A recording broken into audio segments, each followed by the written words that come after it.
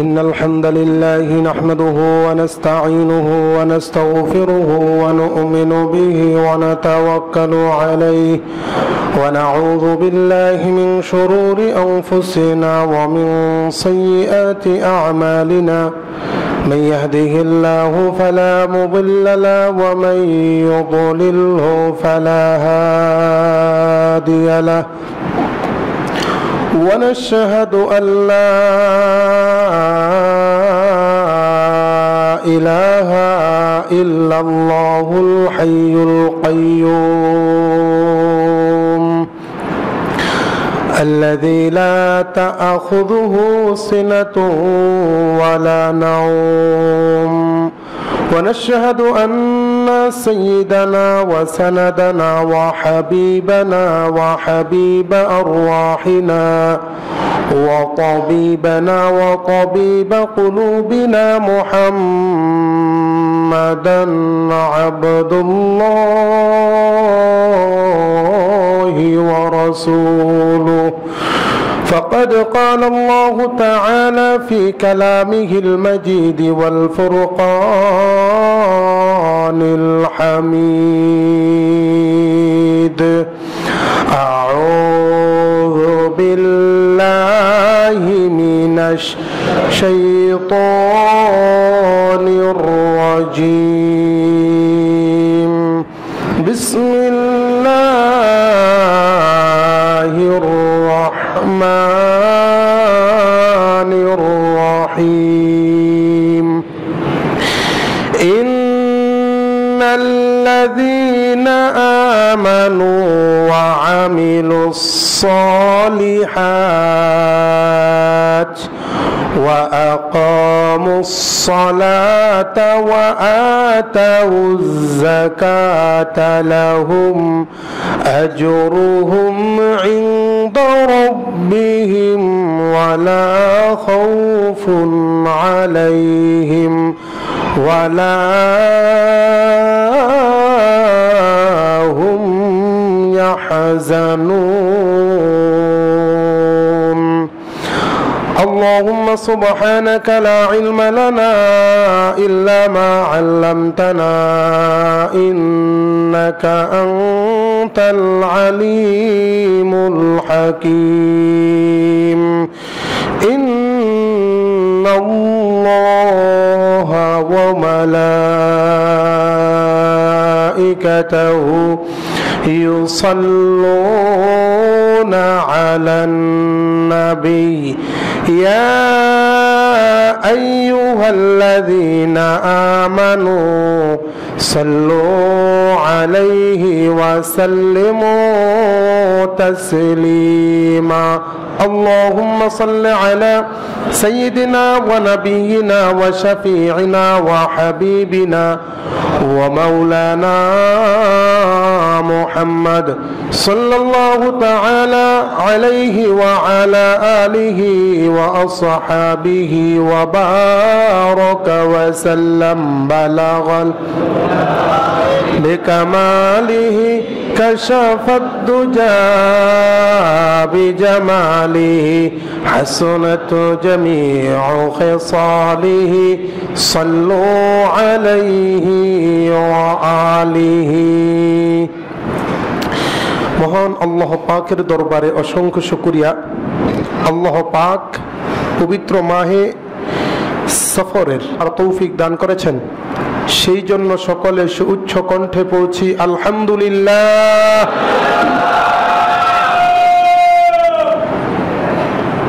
কুরআনুল কারীমের সূরাতুল বাকারা সূরা বাকারা এর 177 নং আয়াতে কারিমা তিলাওয়াত করা হয়েছে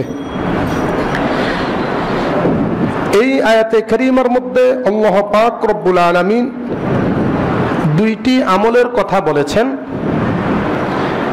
এবং এই দুইটি আমল যদি করতে পারা যায় তাহলে দুইটা ফজিলতের কথা বলেছেন দুইটা আমল হচ্ছে আল্লাহ পাক বলছেন ইন্নাল্লাযীনা আমানু ওয়া আমিলুস সালিহাত নিশ্চয়ই যারা ঈমান এনেছে এবং সৎ কর্ম করেছে, ওয়া আকামুস সালাহ এবং নামাজ কায়েম করেছে, ওয়া আতাউজ যাকাহ এবং যাকাত প্রদান করেছে।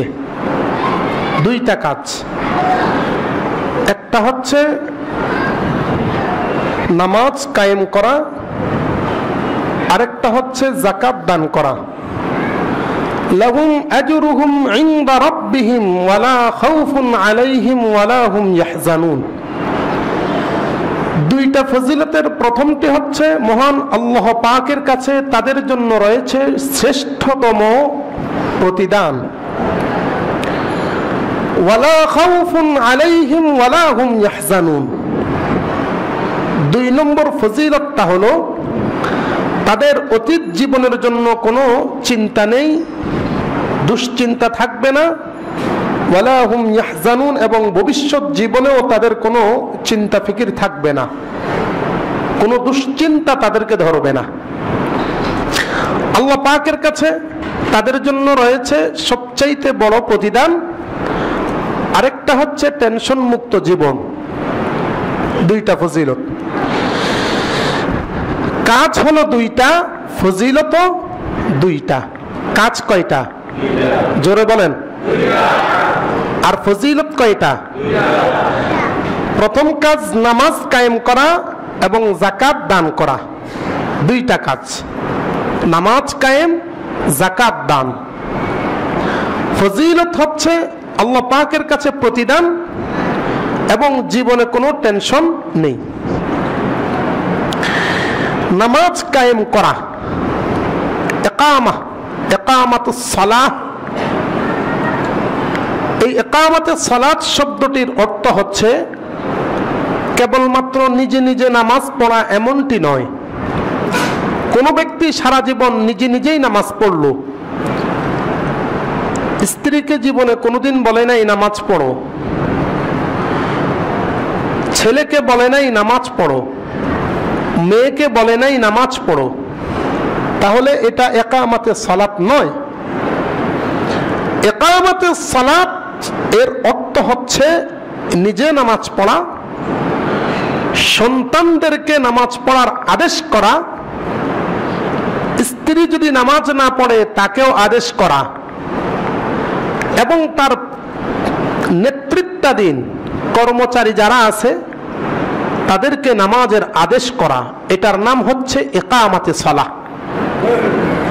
কেবল নিজে নামাজ পড়লেই হবে না, আর এই নামাজটা আদায় করতে হবে জামাতের সাথে। কিসের সাথে? জোরে বলেন। জামাত চিনেন? জামাত হচ্ছে মসজিদের মধ্যে একসাথে ইমাম সাহেবের পিছনে নামাজ পড়ার নাম হচ্ছে জামাত। গতকাল আমাকে এক ভাই বলেছেন, বর্তমান আমেরিকার যে বর্তমান যিনি প্রেসিডেন্ট ট্রাম্প, যিনি নবনির্বাচিত হয়েছেন, সম্ভবত আজ থেকে 2 মাস অথবা 3 মাস পূর্বে উনি মুসলমানদের ব্যাপারে একটু কটূক্তি করেছিলেন। প্রতিদ্বন্দ্বী হিসেবে যিনি ছিলেন মহিলা, তিনি তার বক্তব্যের মধ্যে একটা কথা বলেছিলেন যে মুসলমানেরা যখন নামাজ আদায় করে মসজিদের মধ্যে, যেই সুন্দরভাবে নামাজটা আদায় করে শৃঙ্খলার সাথে, নিয়ম এবং যেই সমস্ত কানুন আছে, বিধান আছে, সেই বিধানের সাথে, পৃথিবীর ইতিহাসের মধ্যে এত সুন্দর ইবাদত এবং নিয়ম শৃঙ্খলা আর কোথাও পাওয়া যায় না। এই যে নিয়ম শৃঙ্খলা, সেটাই হচ্ছে কিসের মধ্যে? জামাতের মধ্যে। কিসের মধ্যে? জোরে বলেন, কিসের মধ্যে? আল্লাহ পাক রব্বুল আলামিন এই জামাতকে বিধান হিসাবে দিয়েছেন কেবলমাত্র মুসলমানদের মধ্যে একটা সম্প্রীতি, মহব্বত, ভালোবাসা সৃষ্টির জন্য। মহব্বত, ভালোবাসা সৃষ্টির জন্য এই ব্যবস্থা করেছেন। যিনি নামাজ পড়তে আসেন কাতারের মধ্যে দাঁড়ান, ফকির ব্যক্তিও নামাজের মধ্যে দাঁড়ান, পাশে প্রধানমন্ত্রী অথবা প্রেসিডেন্ট যদি সেই মসজিদে থাকেন তাহলে প্রেসিডেন্টও পাশে থাকেন কিনা? সমাজের সবচাইতে বড় লোক যিনি, তিনিও নামাজ পড়েন। একেবারে যিনি সালাম ফেরানোর পরেই ভিক্ষা করবেন গেইটের মধ্যে, তিনি পাশে দাঁড়িয়ে দাঁড়িয়ে নামাজ পড়েন কি পড়েন না? এটা কিন্তু মহব্বতের লক্ষণ, ভালোবাসার লক্ষণ। কিচ্ছু করার নেই, এই মহব্বতটা সমবিধান সমন্বয় সৃষ্টি করেছেন কে? আল্লাহ। জামাতের সাথে নামাজের ব্যবস্থা করে আল্লাহ পাক বুঝাতে চেয়েছেন, আমার বান্দারা শোনো, তোমরা কেউ বড়লোক, কেউ গরিব, কেউ বংশমর্যাদা সম্পন্ন, আর কেউ নিম্ন শ্রেণীর, এতে তোমাদের ভেদাভেদ নেই। আমার কাছে আসবা সবাই এক সমান। নামাজ যার কবুল হবে আমি আল্লাহ পাক রব্বুল আলামিন তাকেই জান্নাত দান করে দেব। নামাজ যার কবুল হবে না তাকে আমি জান্নাত দেব না। এই জন্য জামাতের বড় গুরুত্ব। 4 ইমামের মধ্যে কেবলমাত্র ইমাম আবু হানিফা রাহমাতুল্লাহি আলাইহি জামাতের ক্ষেত্রে একটু সহজ করেছেন। ইমাম শাফিঈ, আহমদ ইবনে হাম্বল, ইমাম মালিক, 3 জনের মন্তব্য হচ্ছে জামাতের সাথে নামাজ পড়া হচ্ছে ফরজ। যেই ব্যক্তি নামাজ জামাতে পড়বে না তার নামাজই হবে না। একাকী নামাজ পড়লে নামাজই হবে না, নামাজ বাদ। কিন্তু ইমাম আবু হানিফা রাহমাতুল্লাহি আলাইহি ওনার বক্তব্য হলো জামাতের সাথে নামাজ পড়া হচ্ছে সুন্নতে মুআক্কাদা, অর্থাৎ কোন ব্যক্তি যদি ইচ্ছে করে জামাত ছেড়ে দেয় তাহলে নিঃসন্দেহে সে গুনাহগার হবে। আর জামাতের সাথে যদি নামাজ না পড়তে পারে, একাকী নামাজ আদায় করে, তাহলে নামাজটা কোনো মতে কবুল হবে, কোনো মতে। অর্থাৎ তার উপরে যে একটা দায়িত্ব ছিল, দায়িত্বটা আদায় হবে। এই জন্য আল্লাহর হাবিব সাল্লাল্লাহু আলাইহি সাল্লামের জামাতের গুরুত্ব দিতে গিয়ে বলছেন, কোন ব্যক্তি যদি জামাতের সাথে নামাজ পড়ে আর কোন ব্যক্তি যদি একাকী নামাজ পড়ে, যেই ব্যক্তি একাকী নামাজ পড়ল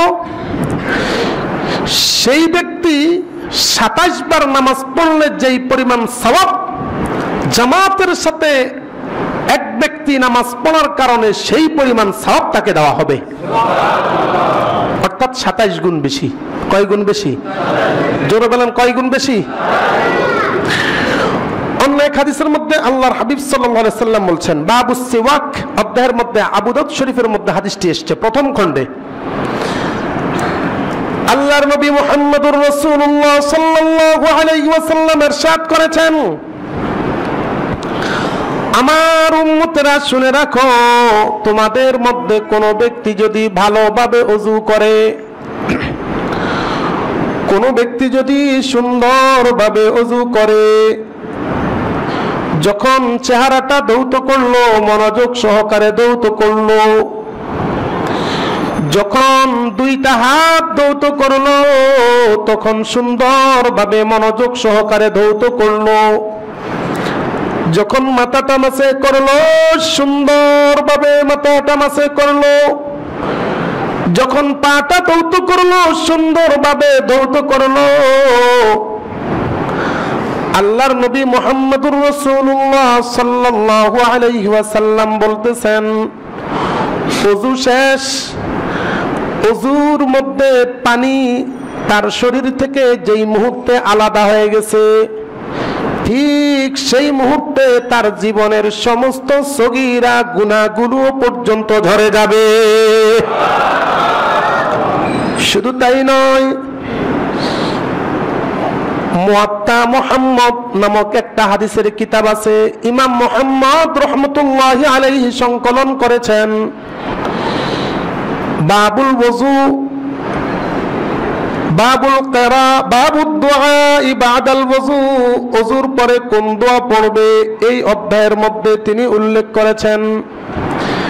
ইয়াকুলু রাসূলুল্লাহ সাল্লাল্লাহু আলাইহি ওয়াসাল্লাম মান ক্বালা শাহাদাত বাদাল ওযু ফুতিহাত লাহু আবওয়াবুল জান্নাহ আও কামা ক্বালা an-নবী আলাইহিস সালাতু ওয়াস সালাম। আল্লাহর নবী মুহাম্মদুর রাসূলুল্লাহ সাল্লাল্লাহু আলাইহি ওয়াসাল্লাম বলতেছেন, উম্মতেরা রে শুনে রাখো, যেই ব্যক্তি ওযুর শেষে কালিমায়ে শাহাদাত পাঠ করবে, আল্লাহ তাআলার কাছে একটা নয়, দুইটা নয়, 8টা জান্নাত রয়েছে। যখন কালিমায়ে শাহাদাত পাঠ করবে, সাথে সাথেই জান্নাতের ফেরেশতারা তার জন্য 8টা জান্নাতের সবগুলো দরজা খুলে দেয়। এরপরে যখন মসজিদে আসবে, নামাজ আদায় করবে, নামাজে দাঁড়াবে, আল্লাহর নবী সাল্লাল্লাহু আলাইহি ওয়াসাল্লাম বলতেছেন, নামাজ পড়লো লোকটা, নামাজ শেষ করলো, যদি নামাজটা মাকবুল হয়ে থাকে, নামাজটা যদি এই লোকটার মাকবুল হয়ে থাকে জামাতের সাথে, আল্লাহর নবী সাল্লাল্লাহু আলাইহি ওয়াসাল্লাম বলতেছেন, উম্মতেরা আমি বিশ্ব নবী মুহাম্মদুর রাসূলুল্লাহ সাল্লাল্লাহু আলাইহি ওয়াসাল্লাম তোমাদেরকে বলে দিতেছি, নামাজ শেষ হওয়ার সাথে সাথেই এই ব্যক্তি একজন আল্লাহ ওয়ালা হিসেবে পরিণত হয়ে যায়। আল্লাহ আল্লাহ হয় কিনা? জোরে বলেন, আল্লাহ ওয়ালা হতে পারে কিনা?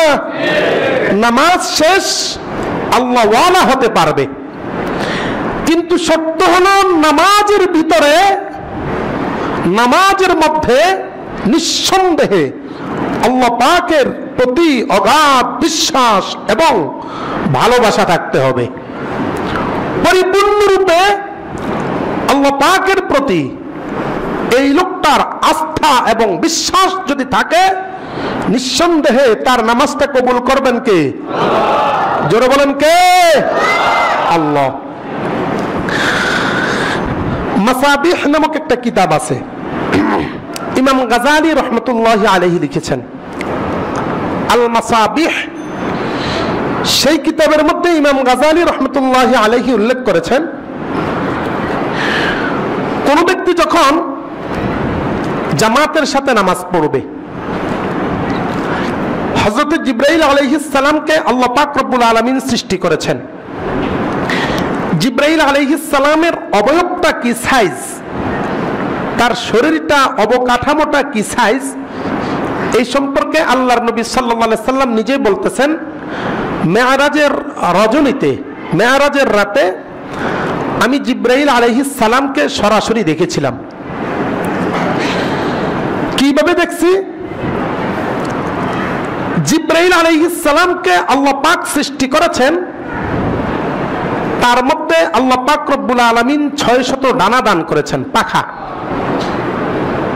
পাখা, পাখির যেই পাখা থাকে, চাপ দিয়ে অথবা লানা দিয়ে তারা সামনে এগোয়, সেই পাখা। জিবরাইল আলাইহিস সালামের জন্য আল্লাহ পাক রব্বুল আলামিন 600 ডানা দিয়েছেন। আল্লাহর নবী বলতেছেন, কেবলমাত্র একটা ডানা দিয়ে যদি একবার এইভাবে নাড়া দেয়, একবার নাড়া দেওয়ার কারণে জিবরাইল আলাইহিস সালাম পৃথিবীর এক প্রান্ত থেকে আরেক প্রান্তে মুহূর্তের মধ্যে চলে যেতে পারে। এইভাবে তার ডানা হচ্ছে কয়টা? 600 ডানা। আল্লাহ পাক রব্বুল আলামিন উনাকে সৃষ্টি করলেন। সৃষ্টি করার পর উনার ভিতরে রূহের সঞ্চার করলেন, জীবন দান করলেন। এবার জিবরাইল আলাইহিস সালাম আল্লাহ পাকের দিকে তাকালেন। তাকানোর পর তিনি চিন্তা করলেন, জিবরাইল আলাইহিস সালাম, আমাকে আল্লাহ পাক সৃষ্টি করেছেন, আমার যে অবয়ব, যে সাইজ, এটার তো বিশালতা। আল্লাহ পাককে প্রশ্ন করলেন, আল্লাহ তুমি কি আমার মতো আর কাউকে সৃষ্টি করেছো? জিব্রাইল আলাইহিস সালামের প্রশ্নের জবাবে আল্লাহ পাক বললেন, না জিব্রাইল, আমার ফেরেশতাদের মধ্যে সবচাইতে দামি, সবচাইতে উন্নত জাত হিসেবে তোমাকে আমি সৃষ্টি করেছি। জিব্রাইল আলাইহিস সালাম আল্লাহ পাকের প্রশংসা, শুকরিয়া জ্ঞাপনের জন্য নামাজ আরম্ভ করে দিলেন। 2 রাকাত নামাজ পড়েছেন। নামাজের মধ্যে যখন তিনি দাঁড়ালেন, ঠিক যতক্ষণ পর্যন্ত দাঁড়ালেন ততক্ষণ পর্যন্ত রুকুতে থাকলেন, যতক্ষণ পর্যন্ত রুকুতে থাকলেন ততক্ষণ পর্যন্ত রুকু থেকে উঠার পরে দাঁড়ানোর মধ্যে থাকলেন। 2 রাকাত নামাজ শেষ করলেন। এবার আল্লাহ পাক রব্বুল আলামিন হযরত জিব্রাইল আলাইহিস সালামকে বলতেছেন, জিব্রাইল, তোমার নামাজটা আমার কাছে বড় সুন্দর মনে হয়েছে, আমার পছন্দ হয়েছে। যাও, তুমি আমার জান্নাতগুলো একটু পরিদর্শন করো। জান্নাত হলো 8টা। কয়টা? জোরে বলেন, কয়টা? এই 8টা জান্নাতের নাম আল্লাহ পাক রব্বুল আলামিন 8টা নাম দিয়েছেন। তার মধ্যে একটা নাম হচ্ছে জান্নাতুন নাঈম, নাঈম জান্নাত। জিব্রাইল আলাইহিস সালাম জান্নাতুন নাঈমের মধ্যে প্রবেশ করলেন, গেলেন। জান্নাতুন নাঈমের দৃশ্য দেখে জিব্রাইল আলাইহিস সালাম আশ্চর্য হয়ে গেলেন। তিনি চিন্তা করলেন, আমি ঢোকা মাত্রই এত সুন্দর দৃশ্য, এই দৃশ্য তো আমাকে শেষ করতে হবে দেখে। এবার তিনি উড়াল দেওয়া শুরু করলেন। তিনি যেতে যেতে 3000 বছর অতিক্রম করলে যেই পরিমাণ অতিক্রম করতে পারত ততটুকু তিনি পার হলেন। এবার আল্লাহকে জিজ্ঞেস করতেছেন, আল্লাহ, আমি জান্নাতুন নাঈম যতটুকু অতিক্রম করেছি, 3000 বছর রাস্তা অতিক্রম করছে। এবার জিজ্ঞেস করতেছে, আল্লাহ, আমি যে জান্নাতের মধ্যে এতটুকু স্থান অতিক্রম করলাম, আর কতটুকু বাকি আছে জান্নাতুন নাঈমের? আল্লাহ পাক রব্বুল আলামিন বললেন, জিব্রাইল, তুমি মাত্র 3000 বছরের রাস্তা অতিক্রম করছো, এখনো পর্যন্ত জান্নাতের সাইজ যত বড় তার 3 ভাগের 1 ভাগও অতিক্রম করতে পারো নাই। জান্নাতটা কত বড় চিন্তা করা যায়? বিশাল। এবার জিব্রাইল আলাইহিস সালাম আশ্চর্য হলেন, চিন্তা করলেন, তাহলে আমাকে জিজ্ঞেস করতে হবে এই জান্নাতটা কাদেরকে দেওয়া হবে। জিব্রাইল আলাইহিস সালাম আল্লাহ পাককে জিজ্ঞেস করলেন, মাবুদ গো, এত বড় জান্নাত তুমি কাদেরকে দান করবা? এত বড় জান্নাত কাদেরকে তুমি দিবা? কে এই জান্নাতের মধ্যে প্রবেশ করবে? আল্লাহ পাক রব্বুল আলামিন হযরত জিব্রাইল আলাইহিস সালামকে বললেন, ও জিব্রাইল, শুনে নাও, আখিরি জামানার মধ্যে আমার একজন পয়গম্বর যাবে, নাম হলো হযরত মুহাম্মদুর রাসূলুল্লাহ সাল্লাল্লাহু আলাইহি ওয়াসাল্লাম। তার উম্মতদেরকে আমি কিছু নামাজ দান করব, কিছু বিধান দান করব, নামাজ। ওই নামাজ যদি তার উম্মতদের মধ্যে জামাতের সাথে যেই ব্যক্তি আদায় করবে, যেই ব্যক্তি নামাজগুলো জামাতের সাথে আদায় করবে, আমি আল্লাহ রব্বুল আলামিন আমার পয়গম্বরের উম্মতের জন্য এই জান্নাতটা রেডি করে রেখে দিয়েছি। জোরে বলেন সুবহানাল্লাহ। একমাত্র জামাতের সাথে নামাজ আদায় করলে জান্নাতুন নাঈম পাওয়া যাবে। বিশাল সাইজের জান্নাত। যেতে রাজি আছেন না? জোরে বলেন রাজি আছেন না? তাহলে নামাজ ছাড়া যাবে? জোরে বলেন নামাজ ছাড়া যাবে? আজকে শুক্রবার, যেই পরিমাণ মুসল্লি আমাদের মসজিদে আসতেছে বা আসবে, অনেকে চিন্তা করছে যাবো আর কি, মুয়াজ্জিন সাহেব যখন দ্বিতীয় আজান দিবে খুতবার আগে, তখন একটু ঢুকবো, কাল কোনো মতে নামাজ শেষ, এরপরে চলে আসব। এদের জন্য জান্নাত? জোরে বলেন। আর পুরো সপ্তাহের কোনো খবর নাই, পুরো সপ্তাহে নামাজ পড়ার আর কোনো খবরই থাকে না, কেবলমাত্র শুক্রবার আসে, তাও একেবারে সবার শেষে এসে কোনো মতে নামাজটা পড়া দৌড় দেয়, মুনাজাতও শরীক হয় না, ব্যস্ত। এদের জন্য জান্নাত? জোরে বলেন। সার্বক্ষণিক যেই ব্যক্তি নামাজ পড়বে জামাতের সাথে, ঘটনাক্রমে যদি তার ওজর থাকে জামাতের সাথে নামাজ পড়তে পারে নাই, সেটা ভিন্ন কথা, কিন্তু সুযোগ ছিল, নামাজে অংশগ্রহণের তার ব্যবস্থা ছিল এবং অংশগ্রহণ করেছে, এই ব্যক্তিকেই এই জিবরাইল আলাইহিস সালাম যেই জান্নাতুন নাঈমে ঘোরাফেরা করেছেন, সেই জান্নাতটা এই ব্যক্তির জন্যই বরাদ্দ করা হয়েছে। তাহলে জান্নাতুন নাঈম পাইতে হলে অবশ্যই জামাতের সাথে নামাজ পড়তে হবে, জামাতের সাথে নামাজ পড়া। আল্লাহর হাবিব সাল্লাল্লাহু আলাইহি সাল্লাম জীবনে কখনো জামাত ত্যাগ করেননি, সর্বক্ষণিক জামাতে নামাজ পড়ছেন। এমনকি কখনো যদি নামাজ কাজা হয়ে যেত, আল্লাহর নবী সাল্লাল্লাহু আলাইহি সাল্লাম খন্দকের যুদ্ধ থেকে ফেরার পথে, আর রাত গভীর হয়ে গেছে, আবু দাউদ শরীফের 495 নম্বর হাদিস, 45তম হাদিস, 445তম হাদিস, আল্লাহর নবী সাল্লাল্লাহু আলাইহি সাল্লাম খন্দকের যুদ্ধ থেকে ফেরত আসতেছেন মদিনা মুনাওয়ারার দিকে। রাত গভীর হয়ে গেছে, চিন্তা করলেন একটু রাত্রি যাপন করতে হবে, ঘুমাতে হবে, রেস্ট নিতে হবে। তাই আল্লাহর নবী সাল্লাল্লাহু আলাইহি সাল্লাম ঘুমিয়ে পড়লেন। ঘুমানোর আগে হযরতে বেলাল রাদিয়াল্লাহু তাআলা আনহুকে বললেন, বেলাল, রাত তো গভীর, আমরা দীর্ঘক্ষণ হাঁটা চলাফেরা করেছি, এখন রাত গভীর, আমরা যদি ঘুমিয়ে পড়ি তাহলে সকালে না উঠতে পারি, অতএব তুমি জাগ্রত থাকো, ফজরের ওয়াক্ত যখন হবে আমাদেরকে জাগিয়ে দিবে, আমরা নামাজ পড়ব। হযরত বেলাল রাদিয়াল্লাহু তাআলা আনহু তিনি পাহারা দিচ্ছেন, অনেক গভীর রাত, তিনিও ঘুমিয়ে পড়ছেন, হেলান দিয়ে দিয়ে ঘুমিয়ে পড়ছেন।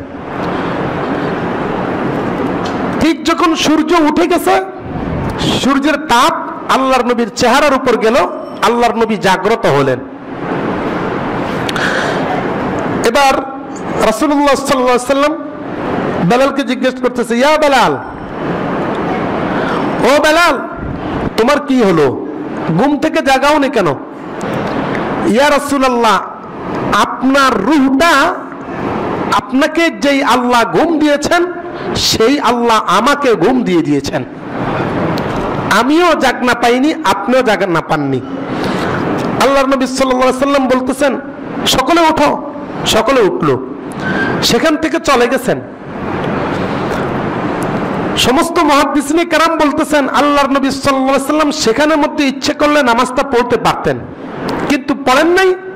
আল্লাহর নবী বলতেছেন, যেই জায়গার মধ্যে ঘুমানোর কারণে ফজরের জামাত অথবা ফজরের নামাজ পড়া যায় না, কিংবা যেই স্থানের মধ্যে বসার কারণে, আড্ডা দেওয়ার কারণে নামাজ পড়া যায় না, নিঃসন্দেহে ওই জায়গাটা ভালো জায়গা নয়, ওটা হচ্ছে শয়তান ইবলিসের জায়গা। আল্লাহর নবী চলে গেলেন, দূরে যে সকলে মিলে ফজরের নামাজ জামাতের সাথে কাজা আদায় করলেন। এরপরে বলতেছেন, এক সাহাবী জিজ্ঞেস করলেন, ইয়া রাসূলুল্লাহ, ওখানে তো নামাজটা আদায় করতে পারতাম। তাই না, ওখানের মধ্যে নামাজটাকে আমাদের থেকে ভুলিয়ে দিয়েছে শয়তান, ওখানে শয়তানের আসর আছে, এই জন্য সেখান থেকে চলে এসে আমি এখানে নামাজ আদায় করেছি। তাহলে যারা ফজরের নামাজ আদায় করেন না অথবা অন্য নামাজ আদায় করি না আমরা, ওনারা কি ভালো কাজ করতেছেন না শয়তান ওনাদেরকে প্ররোচনা দিতেছেন? শয়তান দিতেছে কিনা? নামাজ না পড়াটা শয়তানির লক্ষণ, আর নামাজ পড়াটা হচ্ছে আল্লাহ ওয়ালার লক্ষণ। নামাজ ছেড়ে দেওয়াটা এটা হচ্ছে শয়তানির লক্ষণ, আর নামাজ আদায় করাটা এটা হচ্ছে আল্লাহ ওয়ালার লক্ষণ। এই জন্য নামাজ পড়বো, হযরতে ইমাম গাযালী রাহমাতুল্লাহি আলাইহি নামাজের ফজিলত বর্ণনা করতে গিয়ে মুকাশাফাতুল কুলুব নামক কিতাব উনি লিখেছেন। পৃথিবীর মুসলিম দার্শনিকদের মধ্যে শ্রেষ্ঠতম দার্শনিকদের মধ্যে অন্যতম একজন হলেন ইমাম গাযালী। তিনি লিখেছেন, আল্লাহর নবী সাল্লাল্লাহু আলাইহি সাল্লাম যখন মেরাজের রাতে গেলেন, মেরাজে যাবার সময় প্রথম আসমানের মধ্যে কিছু সংখ্যক ফেরেশতাদেরকে তিনি দেখতে পাইলেন। এই সমস্ত ফেরেশতা নামাজের সুরতে এইভাবে দাঁড়িয়ে রইলেন। অর্থাৎ আমরা নামাজ যখন স্টার্ট করি, নামাজ পড়তে থাকি, দাঁড়িয়ে দাঁড়িয়ে কেরাত পড়ার সময় আমরা এইভাবে থাকি কি থাকি না? রাসূলুল্লাহ সাল্লাল্লাহু আলাইহি ওয়াসাল্লাম দেখলেন ফেরেশতারা এইভাবে দাঁড়ানো দীর্ঘক্ষণ পর্যন্ত। জিব্রাইলকে জিজ্ঞেস করলেন, ভাই জিব্রাইল, এই সমস্ত ফেরেশতা এখানে দাঁড়ানো কেন? কয়, ইয়া রাসূলুল্লাহ, এই সমস্ত ফেরেশতা আল্লাহ পাককে স্মরণ করতেছে, জিকির আজকার করতেছে। কয়, কতদিন পর্যন্ত? কয়, যেই দিন থেকে এই ফেরেশতাদেরকে আল্লাহ পাক সৃষ্টি করছেন সেই দিন থেকে তারা এইভাবে দাঁড়িয়ে আছে। দ্বিতীয় আসমানে গেলেন, যে দেখতেছেন কিছু সংখ্যক হাজার হাজার ফেরেশতা রুকু অবস্থায় আল্লাহ পাকের তাসবিহ তাহলিল পাঠ করতেছেন। আল্লাহর নবী জিজ্ঞেস করলেন, জিব্রাইল, এই সমস্ত ফেরেশতারা এইভাবে কেন?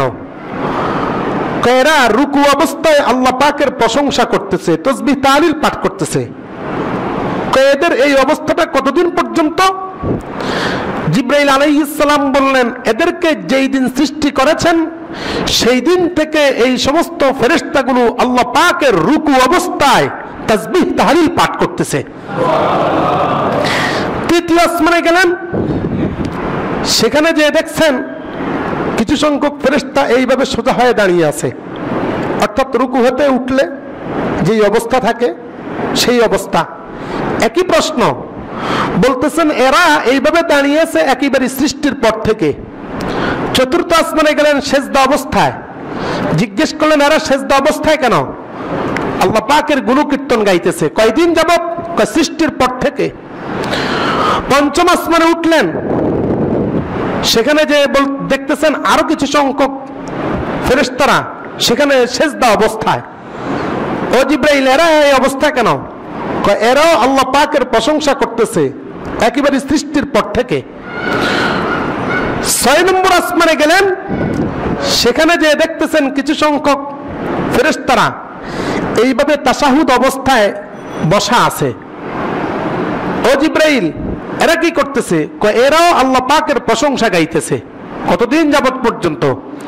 একেবারে সৃষ্টির পর থেকে আজ পর্যন্ত তারা এইভাবে করতেছে। সপ্তম আসমানে যাওয়ার পর তিনি দেখলেন হাজার হাজার ফেরেশতারা কেউ বা ডান দিকে সালাম ফিরাইতেছে, কেউ বা বাম দিকে সালাম ফিরাইতেছে। এবার আল্লাহর নবী জিজ্ঞেস করলেন, এরা এমন করতেছে কেন? কয়, এরা ডান দিকে ফিরে আর এরা বাম দিকে ফিরে আল্লাহ পাকের প্রশংসা গাইতেছে। কতদিন পর্যন্ত? সৃষ্টির পর থেকে আজ পর্যন্ত। আল্লাহর নবীর বিষয়টি খুব বেশি পছন্দ হলো। আল্লাহ পাকের ইবাদত বন্দেগী করার সুন্দর একটা সিস্টেম আল্লাহর নবীর পছন্দ হয়ে গেল। আল্লাহর নবী সাল্লাল্লাহু আলাইহি ওয়াসাল্লাম সাথে সাথে মনে মনে আশা করলেন, এই সমস্ত ফেরেশতারা যেইভাবে আল্লাহ পাকের প্রশংসা গাইতেছে, এই সমস্ত ফেরেশতারা যেইভাবে আল্লাহ তাআলার গুণকীর্তন গাইতেছে, হামদ করতেছে, আমার উম্মতদেরকেও যদি এইভাবে ইবাদত বন্দেগীর ব্যবস্থা করা হতো কতই না সুন্দর হতো। মহান আল্লাহ রাব্বুল আলামিন আরশ আযীমে বসে বসে আল্লাহর নবীর মনের কথাটা শুনে ফেলেছেন। সাথে সাথে আল্লাহ রাব্বুল আলামিন সিদ্ধান্ত দিলেন, আমি আমার প্রিয় হাবিব মুহাম্মদুর রাসূলুল্লাহ সাল্লাল্লাহু আলাইহি ওয়াসাল্লামের উম্মতের জন্য এই পদ্ধতিতে ইবাদত বন্দেগী নামাজ ফরজ করে দিলাম। শুধু তাই নয় 50 ওয়াক্ত নামাজ ফরজ করে দেওয়া হলো।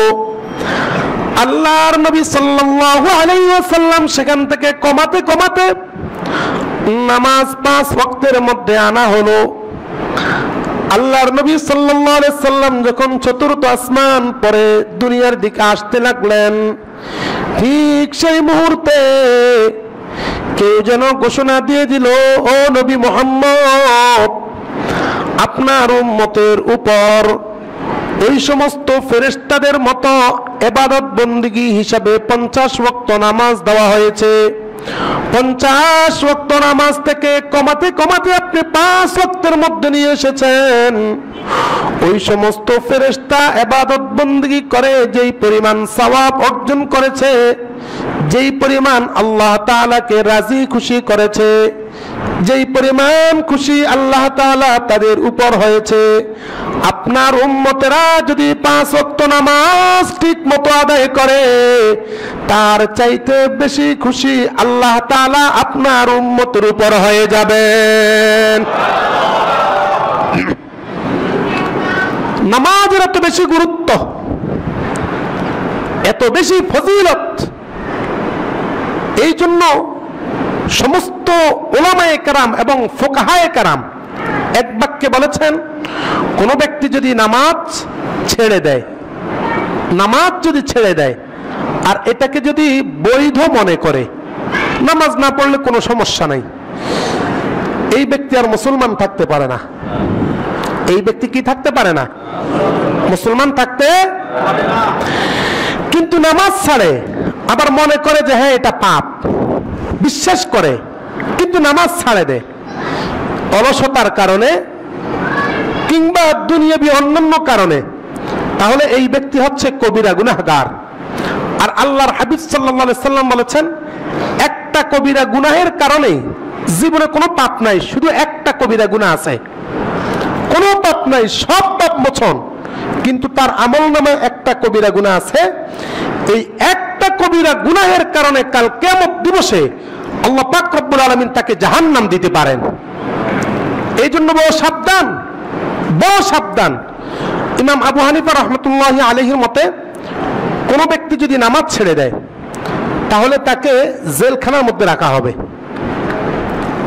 মনে করেন সলিমউদ্দিন নামাজ পড়ে না, তাহলে ইমাম আবু হানিফা রাহমাতুল্লাহি আলাইহির বক্তব্য হলো হাদিস থেকে যে এই ব্যক্তিকে জেল হাজতের মধ্যে ঢুকানো হবে। যতদিন পর্যন্ত এই লোকটা নামাজ অভ্যস্ত না হবে ততদিন পর্যন্ত সেখানে আটকানো হবে। নামাজের অভ্যস্ত হয়ে যাবে, ছেড়ে দেওয়া হবে। আবার যখন নামাজ ছেড়ে দিবে আবার তাকে ঢুকানো হবে। এরপরে যখন নামাজই হয়ে যাবে আবার তাকে ছেড়ে দেওয়া হবে। অর্থাৎ শুধু আপ ডাউন থাকবে, চলাফেরায় থাকবে জেল হাজতের ভিতরে। আজ পর্যন্ত কি আমাদের দেশে নামাজ ছাড়ার কারণে জেল হাজতে কেউ দিছে? জোরে বলেন।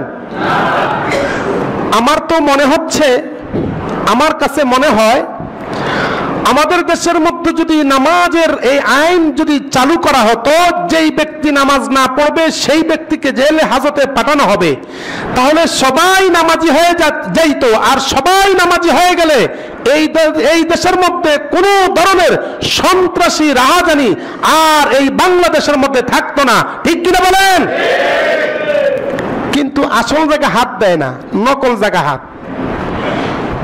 যে হত্যা করে তাকে ঢুকানো হয়, যে খুনি তাকে ভিতরে ঢুকানো হয়, এরপরে টাকা পয়সা দিলে তাকে দুলার মতো রাখা হয়। আছে কি নাই? যারা জেলে গেছেন তাদেরকে জিজ্ঞেস করছি, কয় হুজুর আরাম আর আরাম, জেলের মধ্যে যে এত আরাম আগে জানতাম না। তো জিজ্ঞেস করলাম কেন? আমি যেহেতু নেতা মানুষ, তাহলে জেলের বাইরে থাকলে আমাকে কেউ হত্যা করতে পারে এই সম্ভাবনা আছে, মানে অর্থাৎ আমার জানের হুমকি আছে। কিন্তু যখন সেটার ভিতরে ঢুকে যায় তখন একেবারে নিরাপত্তা চলে আসে, আমাকে আর কেউ খুন করতে পারবে না। এরপরে যদি কিছু টাকা ছাড়া হয় তাহলে দুলার জামাইয়ের যে আদর, সুন্দর মতো সেখানে বসে বসে জামাইয়ের আদর পাওয়া যায়। এই জেলের কোনো দাম আছে? কথা বলেন না কেন? যেই বেটার ছেলে সন্তানেরা তারা দেখতে পারে না, হ্যাঁ চিন্তা করবে আমার ছেলে পেলে আমার দেখতে পারতেছে না, খানা টানা দেয় না, তা আমি জেলে চলে যাই। তো জেলে গেলেই সুন্দর মতো আমার ছেলেরা টাকা টুকা পাঠাবে, আমি সেখানে বাচ্চা মায়ের আদর পাইতেছি। সন্ত্রাস নির্মূল করতে হলে, দেশ থেকে চোর বাটপার এইগুলি মুক্ত করতে হলে অবশ্যই নামাজের প্রতি আমাদেরকে তাগিদ দিতে হবে, নামাজের প্রতি আমাদেরকে উৎসাহ দিতে হবে, নামাজের প্রতি আমাদেরকে যেই সমস্ত আইন ইসলাম দিয়েছে সেইগুলো প্রয়োগ করতে হবে, এর বিকল্প নেই। কোন ব্যক্তি নামাজ পড়ে, সব সময় নামাজ পড়ে, কিন্তু ঘটনাক্রমে তার থেকে যদি নামাজ ছুটে যায়, কোন ব্যক্তি যদি নামাজ পড়ে কিন্তু ঘটনাক্রমে জামাতে শরীক হতে পারলো না, মনে আফসোস করলো, আহা আমি নামাজে অংশগ্রহণ করতে পারি নাই, জামাতের সাথে নামাজটা পড়তে পারি নাই, শুধু কেবলমাত্র একটু আফসোস করলো, মনে আকাঙ্ক্ষা করলো, আহা আমি পড়তে পারি নাই, নিঃসন্দেহে ওই ব্যক্তি নামাজে অংশগ্রহণ করলে যেই পরিমাণ সওয়াব হতো, কেবলমাত্র আশা করার কারণে আল্লাহ পাক সেই পরিমাণ সওয়াব দিয়ে দিবেন। ছুটে গেছে, ইচ্ছা করে না, অনিচ্ছায় ছুটে গেছে, এসে দেখলো যে আহা নামাজ তো শেষ, আমি নামাজ পাইলাম না, বড় আফসোস করলো। এই আফসোসের কারণেই জামাতের সাথে নামাজ পড়লে যে সওয়াবটা হতো তাকে দেওয়া হবে। আপনারা নাম শুনেছেন হযরতে মুঈনুদ্দিন চিশতি রহমতুল্লাহি আলাইহি, নাম শুনছেন না? মুঈনুদ্দিন চিশতি রহমতুল্লাহি আলাইহি তিনি আজমির এলাকার মধ্যে যখন তিনি আসলেন ইসলাম প্রচার করার জন্য, ওনার জীবন ইতিহাস থেকে পাওয়া যায়, উনি একদিন মসজিদের মধ্যে তালিম দিতেছেন, বয়ান করতেছেন, মুরিদান বয়ান শুনতেছে। তো বয়ান করতে করতে নামাজের সময় হয়ে গেছে, নামাজে দাঁড়িয়ে গেলেন। তো ওনার একজন ভক্ত ছিল, মুরিদ একজন ভক্ত ছিল, তো নামাজে দাঁড়িয়ে গেলেন। নামাজ নিয়ম অনুযায়ী নামাজ শেষ হবার পর ওই ভক্ত আসতেছে মসজিদের দিকে, আইসা দেখতেছে যে নামাজ শেষ। ওই মুরিদের অন্তরের ভিতরে অরিজিনালি নামাজের প্রতি আসক্তি ছিল, নামাজের প্রতি মহব্বত ছিল, নামাজের প্রতি ভালোবাসা ছিল। আয়েশা কেবল বলতেছে, আহা আমি জামাতটা পাইলাম না। মুঈনুদ্দিন চিশতি রহমতুল্লাহি আলাইহি বলতেছেন, কি ব্যাপার, তুমি আফসোস করতেছো কেন? হযরত আমি নামাজ পড়তে পারি নাই ঠিক মতো, অনেক প্রেরণা ছিল, অনেক দূর থেকে রওনা দিয়েছি এই মসজিদে এসে নামাজ পড়বো, কিন্তু নামাজটা পড়তে পারি নাই। এসে দেখছি জামাত শেষ, আমার চেষ্টা পরিপূর্ণ ছিল। উনি বলতেছেন, তোমার ইচ্ছা ছিল নামাজে অংশগ্রহণ, কিন্তু অংশগ্রহণ করতে পারো নাই, কেবলমাত্র আফসোস করার কারণে অংশগ্রহণ করলে যেই পরিমাণ সওয়াব হতো সেই পরিমাণ সওয়াব তুমি পেয়ে গেছো। অনিচ্ছায় যদি ছুটে যায়, অনিচ্ছায় ছুটে গেলে আফসোস করতে হবে, মনের যে আবেগ, মনের অনুভূতিটা প্রকাশ করতে হবে, আহা আমার তো নামাজে শামিল হওয়ার কথা ছিল কিন্তু হতে পারি নাই। আমরা কি এরকম করতে পারি না? জোরে বলেন, পারি না? নামাজে আমরা অংশগ্রহণ করতে পারি না? 5 ওয়াক্ত নামাজ জামাতের সাথে আদায় করব, সন্তানদেরকে আমরা আদেশ দেব। রাজি আছি তো? জোরে বলেন, রাজি আছি তো? আল্লাহ পাক আমাদের সকলকে কবুল আর মঞ্জুর করুন।